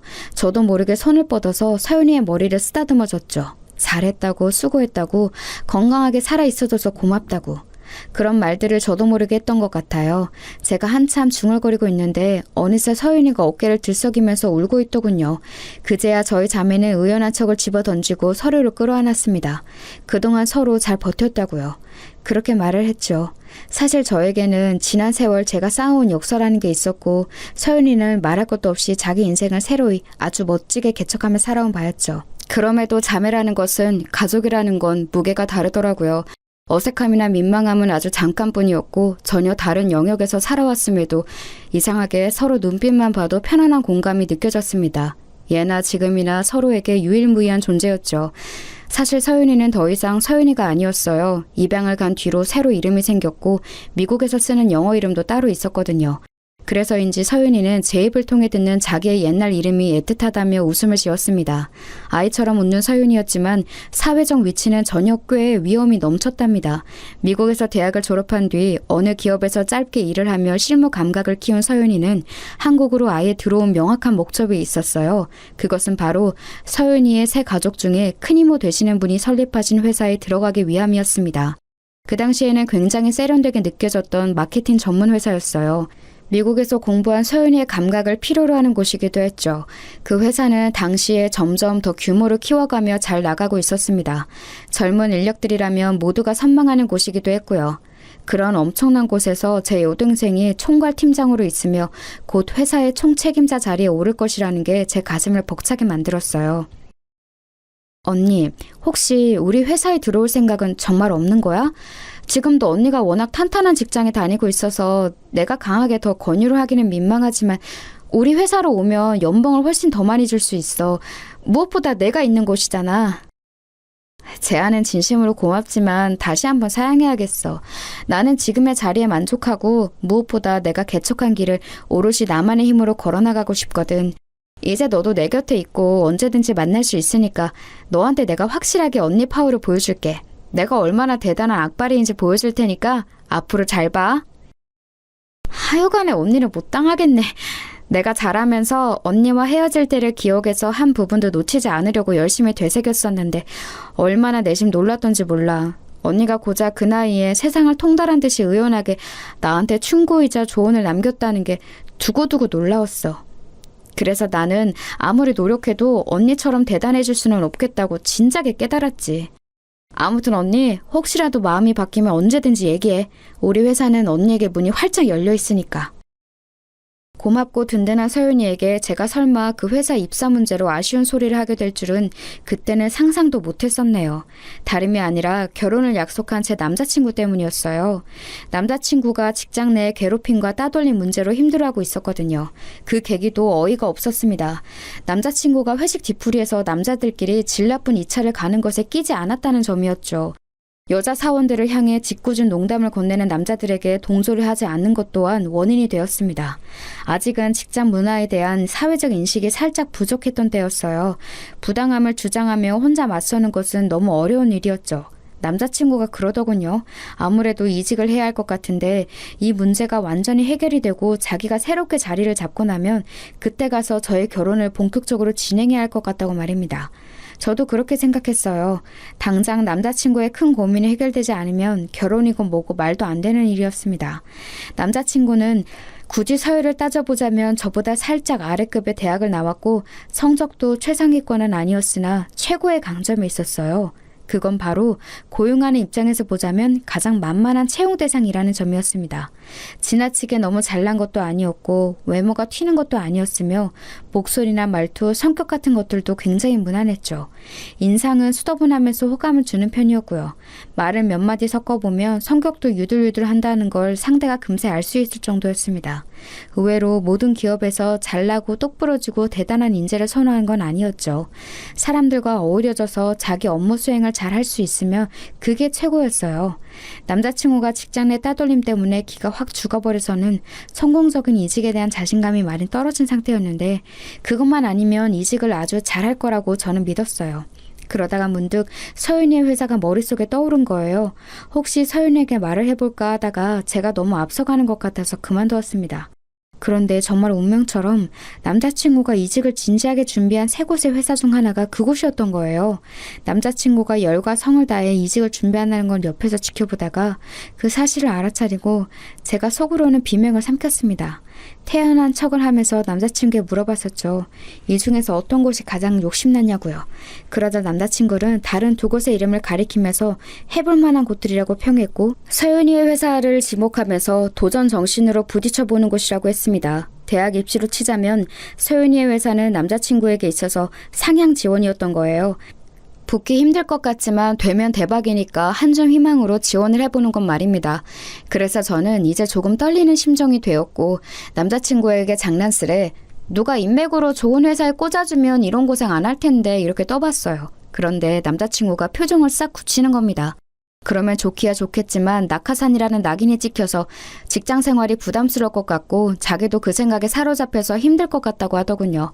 약간 소심한 성격이었으니까요. 그래서 저는 고민이 되었어요. 몇 주째 힘들어하는 남자친구를 보았으니 도와주고는 싶은데 대놓고 도와주자니 뒷감당이 어려울 것 같았죠. 참고로 남자친구는 서윤이를 한번 본 적이 있었어요. 저한테 서윤이 얘기는 여러 번 들었었고요. 제가 어릴 적 헤어진 여동생을 만나게 됐다는 얘기도 해줬었고 저와 결혼할 남자니까 서윤이에게 얼굴 도장을 찍게 하려고 자리도 한번 마련했었습니다. 어라? 잠깐만. 그런데 가만 보니까 서윤이가 회사를 아예 물려받기 위해 한국에 왔다는 얘기는 내가 안 했던 것 같네? 그리고 서윤이는 나만 아는 이름이고 대외적으로는 다른 이름을 쓰니까 숨기는 게 가능하지 않을까? 거기까지 생각한 저는 서윤이에게 연락해서 솔직하게 상황을 말했습니다. 제 남자친구를 꼭 넣어달라는 것까지는 아니고 객관적으로 조건이 어떤지 자세하게 좀 봐달라고 그랬죠. 서윤이는 자기가 곧 총괄 책임 역할을 하게 될 것이기 때문에 흠을 만들고 싶지 않은 시기라고 하면서 철두철미하게 체크를 해볼 거라고 했습니다. 저는 그 의견에 적극 동조했고요. 그래서 솔직히 큰 기대까지는 안 했는데 이게 웬걸요? 남자친구가 서윤이의 회사에 덜컥 붙어버린 거예요. 기뻐서 난리를 치는 남자친구에게 어색한 맞장구를 쳐주고 나서 저는 서윤이에게 따로 연락했었죠. 대체 어떻게 된 일이냐고요. 최대한 객관적으로 봤는데 딱히 흠잡을 게 없던데? 전 직장에서 하셨던 업무도 우리가 지금 새로 구하는 자리하고 딱 맞아. 그 부서 사람들하고 왠지 성격도 잘 맞을 것 같고 적응 잘하실 것 같아서 인사 담당자와 내가 상의를 한 그때 합격시켰어. 언니, 나 잘했지?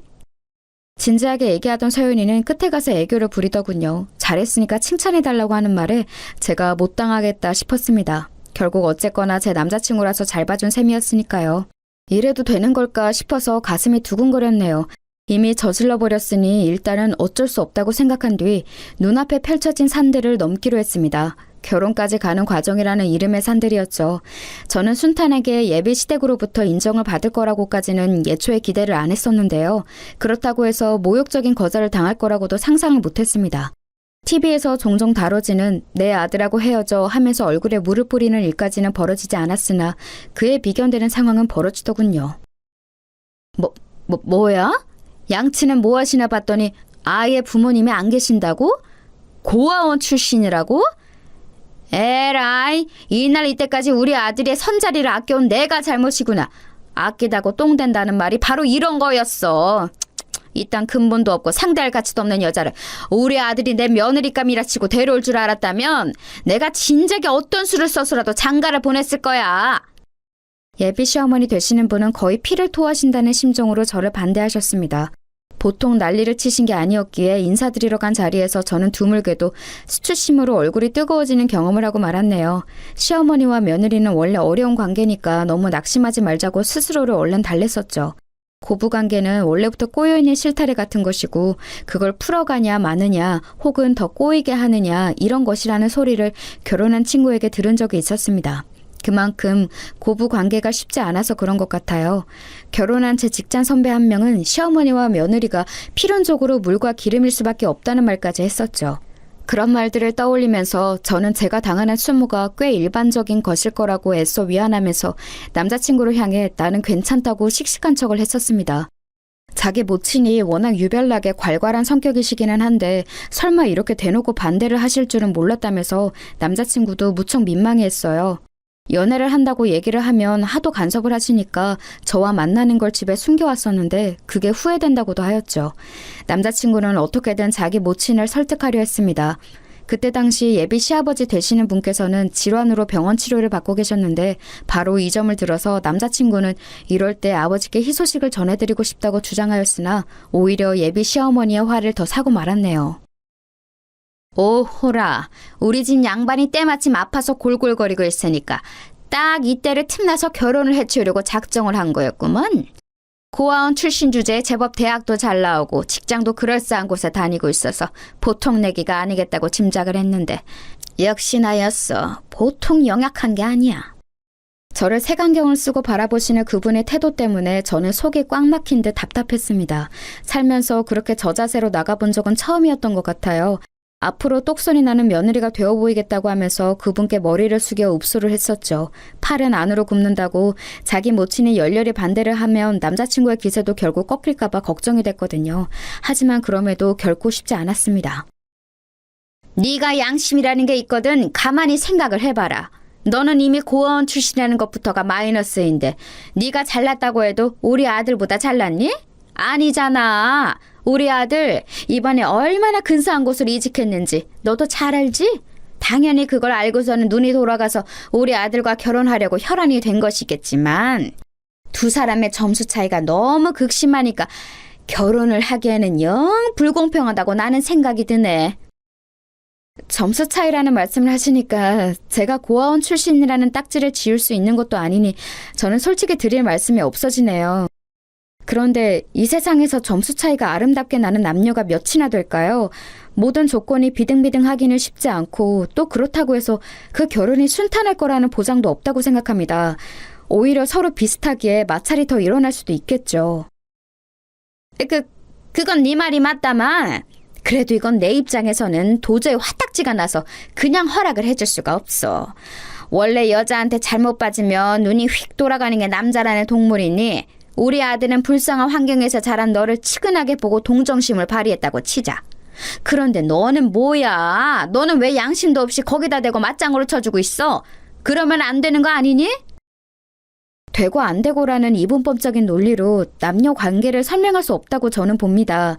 그리고 말씀하신 것처럼 그 사람이 정말 너무도 착하고 마음도 여려서 저에게 동정심을 가져준 걸지도 몰라요. 그럼에도 저는 그 마음이 따뜻하게 느껴지더라고요. 그 관심과 애정에 저는 열과성을 다해서 보답하고 싶어졌어요. 결혼하면 정말 잘 살 자신이 있습니다. 역시나 보통 내기가 아니야. 새치어를 차분하게 놀리는 모양이 아주 심상치가 않아. 물러 빠진 우리 아들이 혹시 앞으로 손해보고 사는 건 아닌가 싶어서 걱정이네. 혀를 쯧쯧 차시면서도 저를 향한 적개심이 확연히 줄어들어 계신 게 보였습니다. 뭐 이딴 게 있냐고 하시면서도 저를 향해 더 이상 지적할 부분들이 없으신지 그 이후로는 약간 조용한 행보를 보이셨어요. 그러더니 며칠 후 남자친구를 통해 저희 재직증명서와 급여명세서 같은 걸 보고 싶다고 요청을 해오셨습니다. 저는 거리낄 게 없어서 그렇게 따라 준비를 했는데 남자친구에게 그걸 다 전달해주고 나니까 약간 이상한 기분이 들더라고요. 이런 것쯤은 남자친구가 중간에서 자기 모친을 제지해줄 수 있는 게 아닌가 싶었거든요. 그런데 자기 모친의 요청을 저에게 그대로 전달하는 걸 보면서 착해서 좋다고 여겼던 유순한 면들이 결혼하고 나면 답답하고 속 터지는 면들로 보이겠구나 하는 판단이 처음으로 섰습니다. 뭔가에 홀린 듯 남자친구와의 결혼을 위해 달려오느라 앞만 봤는데 차분하게 생각이라는 걸 정리해 본 거죠. 분위기에 휩쓸려서 홧김에 결혼했다가 금세 후회했다는 직장의 어떤 분 이야기도 떠올랐습니다. 제가 왠지 모르게 심란해졌을 때였어요. 예비 시어머니 되시는 분의 허락이 떨어진 겁니다. 저를 며느리로 받아주시겠다며 결혼 준비에 들어가자고 하셨어요. 심란했던 것도 있고 저는 화들짝 놀랐죠. 그분은 가만히 계산기를 두드려 보니까 저를 며느리로 맞이하는 게 장기적으로 손해보는 것 같지는 않다고 하시면서 결혼에 대해 진지하게 한번 논의를 해야 하니까 식당 예약을 하라고 하셨습니다.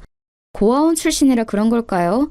저는 이런 뉘앙스를 읽는 것에는 눈치 백단인 편이었어요. 식당 예약부터 저를 가늠하시고자 함을 알았습니다.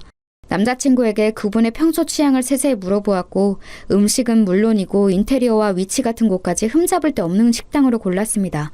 약속된 당일 예비 시어머니께서는 식당에 들어서시면서 제법이네 라는 표정을 짓고 계셨죠.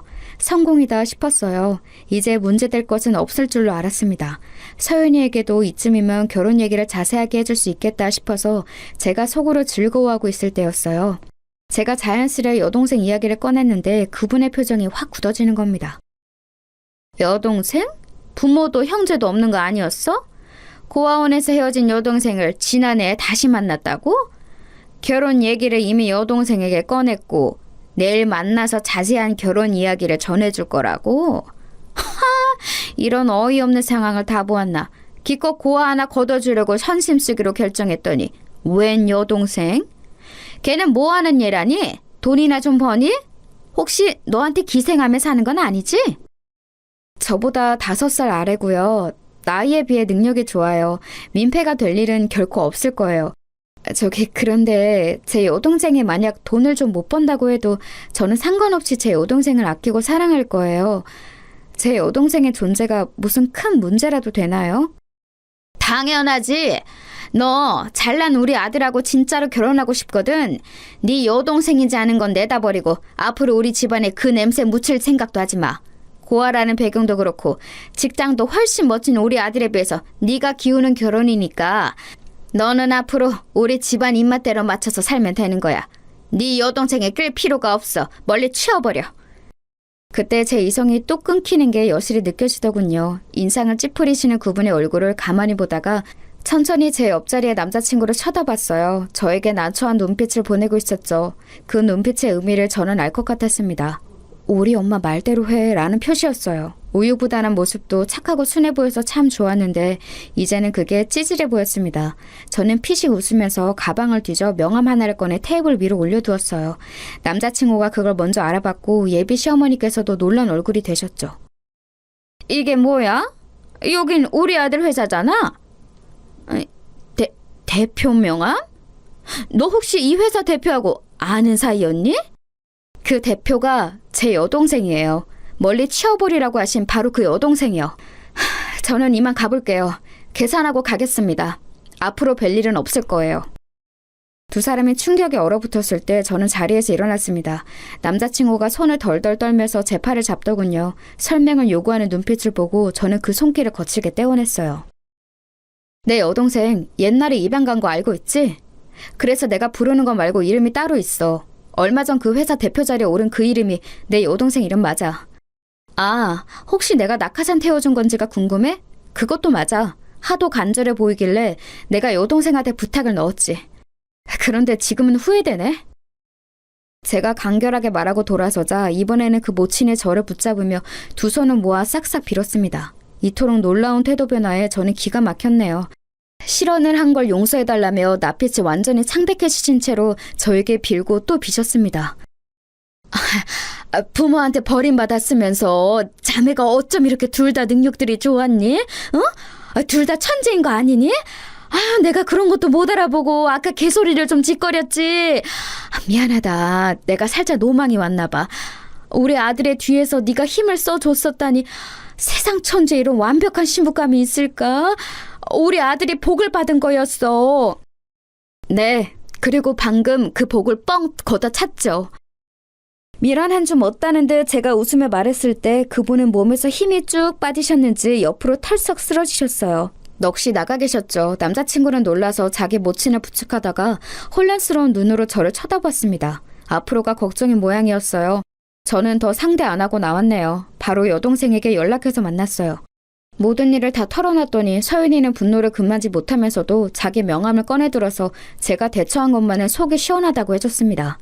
언니, 나이 먹었다고 급하게 결혼하려고 하지 마. 결혼 생활이라는 게 아주 어려운 일인 걸 우리는 알고 있잖아? 직접 눈으로 보고 겪어봤으니까. 서윤이의 말이 맞았습니다. 결혼이라는 무게를 내려놓고 마음 편하게 사는 게 나을 것 같더라고요. 그 이후로 저는 남자친구와 헤어졌어요. 결혼을 꿈꿨던 사이였건만 헤어지고 나니까 그냥 남이 되는 것에 허탈하더군요. 저에게 울면서 매달렸으나 제 마음은 이미 떠나 있었습니다. 여동생 회사에서는 그 사람이 몇 달 뒤 자진 퇴사했어요. 정신적으로 강인하지 못한 사람인데 자기가 낙하산이었다는 사실에 충격을 받았을 뿐더러 제 여동생 회사니까 눈치가 보여서 전전긍긍이었나 보더라고요. 하도 신경을 많이 써서 스트레스성 위험이 크게 놓졌고 회사 생활이 어려워져서 눈물을 머금고 퇴사를 한 거였죠. 들렸던 후문으로는 저와 헤어진 이후로 자기 모친에게 원망을 쏟아내며 많이 싸운 모양인 것 같았네요. 아무튼 그렇게 인연의 막은 내렸습니다. 그 이후로 저는 더 멋진 인연을 만나서 행복한 시간들을 지금껏 보내왔으니 과거를 과거로만 묻어둘 수 있어서 다행이라고 생각 중이랍니다.